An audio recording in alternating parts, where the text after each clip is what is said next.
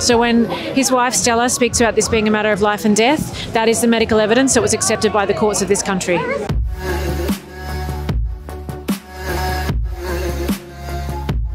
Julian Assange is being prosecuted for public interest publications, for the publication of the Guantanamo Bay files, the US diplomatic cables, and the Afghan and Iraq war logs, which showed war crimes, human rights abuse around the world. Everything of evidence of war crimes, torture, rendition, illegal drone strikes, black site prisons, and so on. The US is trying to send him to prison for 175 years for publishing this material, the same publications for which he's won journalism awards the world over. We are very concerned that this, and not just us, free speech groups around the world are concerned that this is criminalising public interest journalism.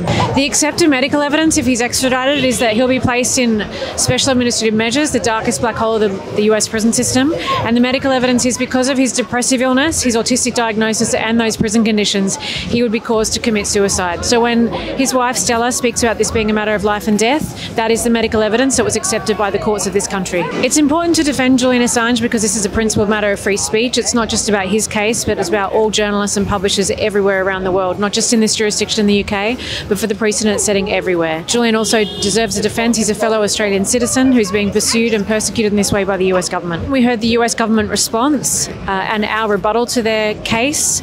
We heard the US refusing to acknowledge the war crimes and the public interest in these disclosures in the case that they ran before the court. It remains to be seen. The judges have reserved their decision, so we'll have to wait and see what they have to say.